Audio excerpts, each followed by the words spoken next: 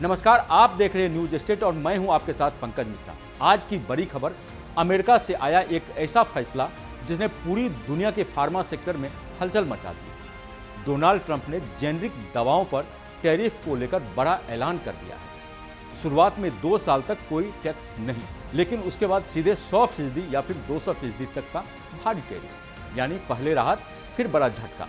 सवाल यह है कि इन फैसलों का असर भारत पर कितना पड़ेगा, जिसे दुनिया का फार्मेसी ऑफ द वर्ल्ड कहा जाता है, और ये कदम ग्लोबल दवा बाजार का समीकरण बदल देगा। पहले समझते हैं ट्रंप की इस नई टैरिफ पॉलिसी का पूरा गणित। अमेरिका ने 3 चरणों में योजना बनाई।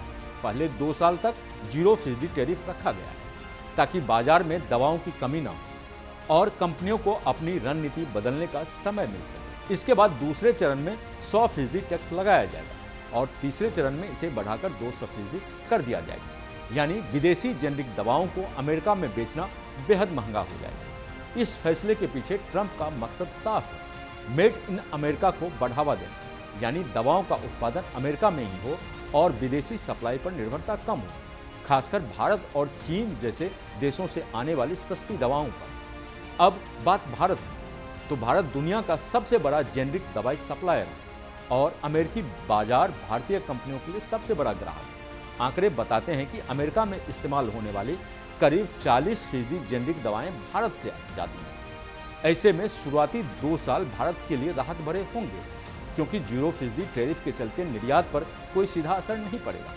लेकिन असली चुनौती उसके बाद शुरू होगी, जब 100% और फिर 200% का टैरिफ लागू होगा। इससे भारतीय दवाएं अमेरिकी बाजार में महंगी हो जाएगी और कंपनियों के मुनाफे पर सीधा असर पड़ेगा। कई कंपनियों को अमेरिका में अपने प्लांट लगाने पड़ सकते हैं या स्थानीय कंपनियों के साथ साझेदारी करनी पड़ सकती है, जिससे लागत बढ़ेगी और बिजनेस मॉडल बदलना पड़ेगा। इस फैसले का एक बड़ा पहलू ये भी है कि अमेरिका अपनी सप्लाई चेन को सुरक्षित करना चाहता है। कोविड-19 के दौरान अमेरिका ने देखा कि दवाओं के लिए दूसरे देशों पर ज़्यादा निर्भरता जोखिम भरी हो सकती है, इसलिए अब वो घरेलू उत्पादन को प्राथमिकता दे रहा है। लेकिन जानकारों का मानना है कि इससे दवाओं की कीमतें भी बढ़ सकती हैं, क्योंकि भारत और चीन से आने वाली जेनरिक दवाएं सस्ती होती हैं। ऐसे अमेरिकी मरीजों पर भी इसका सीधा असर पड़ सकता है। वहीं भारत के लिए ये एक चेतावनी की तरह है कि उसे नए बाजार तलाशने होंगे और अपनी फार्मा इंडस्ट्री को और मजबूत बनाना होगा, ताकि ग्लोबल बदलावों का सामना किया जा सके। तो कुल मिलाकर ट्रंप का ये टैरिफ फैसला सिर्फ अमेरिका तक सीमित नहीं, बल्कि इसका असर पूरी दुनिया के दवा बाजार पर पड़ने वाला है। भारत के लिए ये चुनौती भी है और मौका भी।